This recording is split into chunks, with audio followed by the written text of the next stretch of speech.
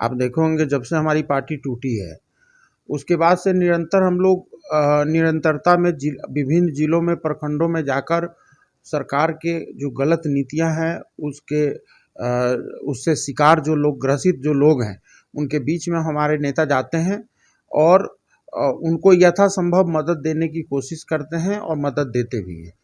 जब तक कोई नेता जनता के बीच में जाता नहीं है, तब तक उसको जनता की सही स्थिति पता नहीं चलेगी। आज आज आप एसी रूम में बैठ के और जनता के ऊपर जो बीत रहा है या जनता जो चीज़ चाह रही है, वो चीज़ को महसूस आप एसी कमरों में बैठ के नहीं कर सकते। ढिंढोरा इन्होंने पीटा कि शराबबंदी करने के बाद से हम बहुत सफल हो गया यहाँ का कानून व्यवस्था। आप ऑन रिकॉर्ड, मैं आपको बता रहा हूँ, ऑन रिकॉर्ड 13% अपराध में वृद्धि हुई है शराबबंदी होने के बाद। मैं ऑन रिकॉर्ड बोल रहा हूँ।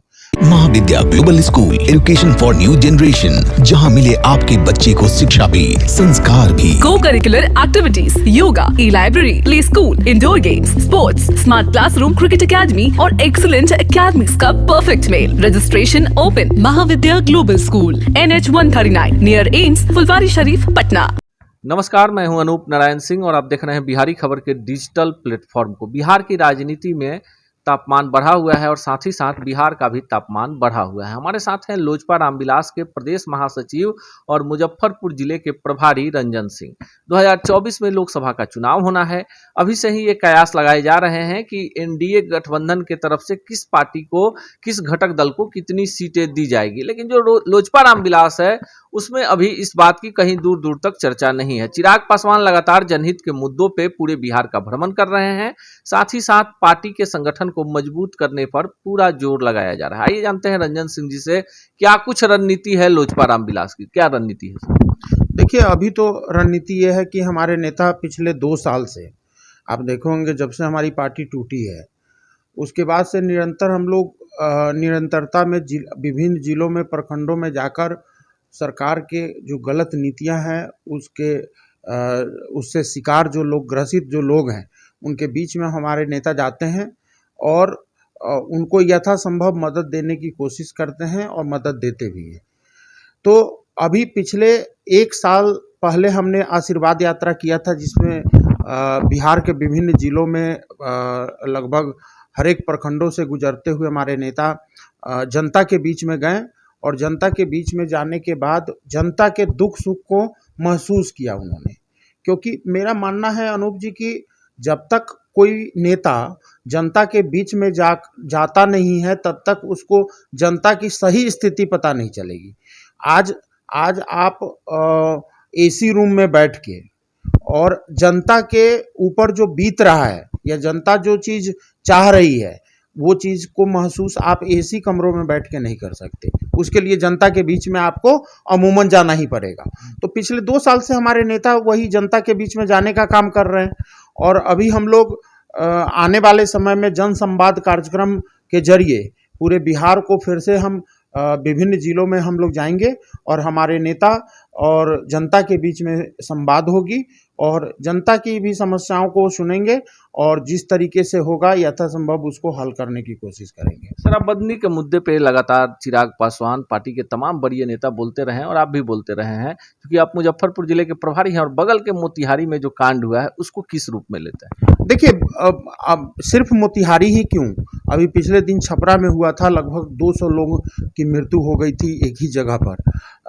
पिछले दिनों नालंदा में हुआ, बक्सर में हुआ। मतलब शायद ही कोई ऐसा जिला है जहां से जहरीली शराब और नकली शराब पीकर लोग नहीं मर रहे हैं। देखिए, जो सरकार की नीतियां हैं, यहाँ तो सरकार जरूर बदल जाती हैं, गठबंधन जरूर बदल जाता है, लेकिन एक बात तो तय है कि शराब माफिया जब तक सत्ता के संरक्षण जब तक नहीं प्राप्त हो रहा है शराब माफियाओं को, तब तक शराब माफिया इस तरह से खुले रूप से होम डिलीवरी नहीं कर पा रहे हैं। ये जो कारोबार जो चल रहा है, इसमें अफसरशाही और नेताओं के बीच के जो आपसी साठगांठ है, जिसका शिकार कहीं ना कहीं जनता भुगत रही है। मैंने पहले भी कहा था कि यहाँ पर दरवाजा बंद है लेकिन खिड़कियां खुली हुई हैं। वो खिड़की से खोलकर जो कारोबार मुख्यमंत्री जी कर रहे हैं, चाहे उनके कैबिनेट में बैठे जो लोग कर रहे हैं, ये नहीं। आप देखिए, इन्होंने शराबबंदी के बहुत ढिंढोरा इन्होंने पीटा कि शराबबंदी करने के बाद से हम बहुत सफल हो गया यहाँ का कानून व्यवस्था। आप ऑन रिकॉर्ड, मैं आपको बता रहा हूँ, ऑन रिकॉर्ड 13% अपराध में वृद्धि हुई है शराबबंदी होने के बाद। मैं ऑन रिकॉर्ड बोल रहा हूँ। लगभग 2,500 लोगों की हत्या पिछले 9 महीने में हुई है। लगभग 1200 हमारे माताओं बहनों का रेप जो है पिछले 9 महीने में हुआ है। तो और जाहिर सी बात है, रोड एक्सीडेंट में जिस तरीके से अप्रत्याशित वृद्धि हुई है, और उसमें 90% लोग शराब का सेवन किए होते हैं। तो आखिर जब तक आप शराब को पूर्णबंदी नहीं करेंगे, तब तक समाज में जो कल्पना सर्वदलीय बैठक में देखा था शराबबंदी का, ये संभव नहीं हो पाएगा। तो ये तो मुख्यमंत्री जी को सोचना होगा कि उनके इर्द गिर्द में रहते सचिवालय से कैसे बोतल निकल जाता है, विधानसभा से कैसे बोतल निकल जा रहा है। और मैं आपको दावे के साथ कह रहा हूं कि आज इनके कैबिनेट में आज शाम के 6 बजे से 7 बजे के बाद कोई भी एक निष्पक्ष एजेंसी को इनके मंत्रियों के पास भेज दिया जाए। इनके 90% मंत्री रात को दारू पीते हैं, और 90% लोगों के यहाँ जो शराब है वो मंत्रियों के पास कैसे उपलब्ध हो जाती है, ये मुख्यमंत्री जी बताएं। मुख्यमंत्री जी अभी समझ नहीं रहे हैं इस चीजों को कि उनके नाक के नीचे बैठने वाले लोग, मैं नाम नहीं लूंगा, लेकिन नाक के नीचे बैठे वाले लोग शराब का सेवन करते हैं, और जब खुले मंच पे आते हैं, जब पब्लिक के बीच में आते हैं, तो शराबबंदी का ढिंढोरा पीट रहे हैं। ये झूठा ढिंढोरा पीट कर किसी का भला नहीं कर रहे हैं। जब तक सत्ता पक्ष के लोग, जब तक प्रशासनिक अगर संरक्षण नहीं है, तब तक ये कारोबार कैसे चल रहा है। तो इसमें बहुत क्या बोले हम लोग, बोलते बोलते था। एक बड़ा सवाल है कि महागठबंधन की सरकार है, दलित, पिछड़ा, अल्पसंख्यक, वंचित समाज की बात होती है। हाल ही में आपके चिराग पासवान हाजीपुर गए हुए थे, वहां एक दलित नेता की हत्या हो गई। अभी तक ना हत्यारे पकड़े गए हैं, ना सरकार की तरफ से कोई ऐसा कड़ा कदम उठाया गया। इसी बीच नालंदा में एक दलित नेता की हत्या हो जाती है, सिवान में हो जाती है, और लगातार हत्याएं हो रही हैं। तो फिर ये सरकार किसका संरक्षण कर रही है, किसके लिए काम कर रही है? देखिए, ये जो मुख्यमंत्री जी है, ना ही ये दलित के हिमायती रहे हैं, न सवर्णों के हिमायती रहे हैं। सवर्ण को तो इन्होंने पूरी तरीके से मटिया मेट कर दिया, और दलित को इन्होंने क्या किया, महादलित में बांट दिया, पिछड़ा को अति पिछड़ा में बांट दिया। जो अब जातीय जनगणना पर इन्होंने शुरुआत कर दी है।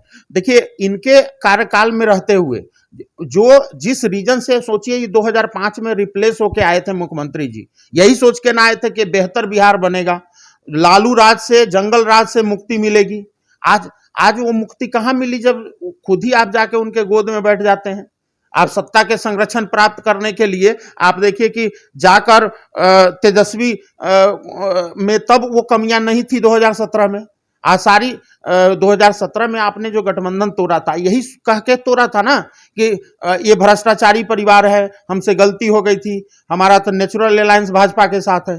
ये क्या हो गया 2022 में, आपने फिर ये हृदय परिवर्तन कैसे हो गई? तो आज जिस कंडीशन पर बिहार की जनता आपको चुनी थी, कंडीशन क्या था कि लालू राज से मुक्ति, आज उसी लालू राज के गोद में जाके आप बैठ जाते हैं। आप अपराध तो जिस तरीके से दलित को लेकर हो रहा है ना, यहाँ जो लड़का राकेश पासवान जी अब नहीं रहे दुनिया में। राकेश पासवान जी एक होनहार युवक थे, एक होनहार युवा नेता थे, जो कहीं ना कहीं उनको लगता था कि सत्ता में बैठे लोगों के लिए वो कहीं ना कहीं नासूर बन रहे थे। बहुत ऐसी बातें थी जो सत्ता में के संरक्षण, सत्ता में बैठे लोगों के लिए वो एक नासूर बनने का काम कर रहे थे। अब किसने मरवाया, कैसे मरवाया, ये तो जांच की विषय है। मुख्यमंत्री जी कभी भी दलित हो या महादलित, पिछड़ा हो या अति पिछड़ा, इनके वोट तो चाहिए इनको सत्ता में बने रहने के लिए, लेकिन उनके साथ जो जस्टिस नहीं हो पा रही है, उसमें कहीं ना कहीं मुख्यमंत्री जी का हाथ है। चलिए एक और सवाल ले लेते हैं कि देखिए, एक तरफ तो आप विपक्ष में है, तो जाहिर सी बात है कि सत्ता की खिंचाई करेंगे, लेकिन जो नीतीश कुमार पहला बिहारी पीएम की बात चल रही है, ये बार बार दिल्ली जाते हैं, खाली हाथ लौट के आ जाते हैं, क्या बातें होती हैं, मीडिया में भी नहीं आ पाती है। आपको एक बिहारी होने के नाते लगता है कि नीतीश कुमार भी पीएम बन सकते हैं? देखिए, बतौर राजनीतिक करने के मतलब कि अगर मान लीजिए वो राजनीति करते हैं, हम भी राजनीति करते हैं, हर किसी की महत्वाकांक्षा होती है कि हम विधायक बने, एमपी बने, मिनिस्टर बने, चीफ मिनिस्टर, प्रधानमंत्री, अगर उनकी भी महत्वाकांक्षा है प्रधानमंत्री बनने की, तो एक बिहारी होने के नाते तो असीम शुभकामनाएं हैं। लेकिन आप प्रधानमंत्री किस मॉडल को दिखा कर बनेंगे? जब 2014 में आदरणीय मोदी जी जब आए थे देश के पटल पे, तो उन्होंने गुजरात मॉडल को लेकर आया था। गुजरात में जो न जाने कितने इंडस्ट्री लेकर आए, रोजगार लेकर आए, वहाँ के कानून व्यवस्था पर काम किया, तो वो मॉडल को लेकर उन्होंने बिहार के भारत के जनता के बीच में आए हैं। लेकिन ये किस मॉडल को लेकर जाएंगे? जिस व्यक्ति को बिहार में एक्सेप्टेबिलिटी नहीं है, मैं आपको बता रहा हूं कि 43 इनके विधायक जीते हैं, 43 विधायक में से 10 विधायक 2000 वोट से नीचे से जीते हैं और 40 हमारे कारण हारे हैं, हमारे पार्टी के कारण 40 विधायक हारे हैं और 10 विधायक इनका 2000 से नीचे से बने हैं, जिसका आरोप अमूमन तेजस्वी यादव जी लगाते रहे हैं कि ये चोर दरवाजे की सरकार है, चोर दरवाजे। क्या मतलब है कि 2000 वोट से नीचे से जीतने वाली जो बात है, 2000 वोटों का अंतर रहा है। अब ये किस मॉडल को लेकर जाएंगे भारत के जनता के बीच में? जब आप एक सफल मुख्यमंत्री तो होइए, आप जरा इस बात से आंकड़े से पता कर लीजिए कि पिछले 17-18 साल से मुख्यमंत्री है, लगभग 8 बार इन्होंने शपथ ग्रहण लिया है। आप जरा सोचिए, एक बार मुख्यमंत्री के शपथ ग्रहण लेने पर 5 साल सरकार चलनी चाहिए। 8 बार अगर चला है तो 40 साल इनको मुख्यमंत्री रहनी चाहिए थी। ये क्या ऐसी परिस्थितियां डेवलप हो गई पिछले 17-18 साल में, जिसमें 8 बार आपको मुख्यमंत्री पद की शपथ लेनी पड़ी? आपके पड़ोसी राज्य है उड़ीसा, उड़ीसा में देखिए नवीन पटनायक मुख्यमंत्री हैं, वो भी पिछले 20-25 साल से मुख्यमंत्री बने हुए हैं। कितने बार शपथ लिया उन्होंने? उनकी जीडीपी देखिए, हमारी जीडीपी देखिए। जिस समय उनकी जीडीपी जब वो बने, हमारे बिहार में जब 2005 में जब मुख्यमंत्री ये बने थे, $661 प्रति व्यक्ति प्रति वर्ष आए थी। आज भी $661 प्रति व्यक्ति प्रति है, लगभग 54-55 हजार रुपए प्रति व्यक्ति इंडियन करेंसी के हिसाब से। आज वहां उड़ीसा जो है $1400 पे पहुंच गया 600 से, बिहार क्यों नहीं पहुंचा? ये रोड मैप की जिम्मेदारी किसकी थी? तो आज आप देख लीजिए मुख्यमंत्री जी का जो स्वभाव है कि उनको सिर्फ पद चाहिए, लेकिन उस पद को के लिए किस तरीके से रोड मैप डेवलप करेंगे? मोदी जी के खिलाफ अगर आपको लड़ना है तो मोदी जी से बेहतर बन के अपने आप को प्रेजेंट करना होगा भारत के जनता के बीच में। आप प्रेजेंट करिए ना। 14 प्रधानमंत्री के कैंडिडेट तो विपक्ष में आपके पास हैं, आप क्या प्रधानमंत्री बनने चलेंगे? पहले बिहार तो संभाल लीजिए।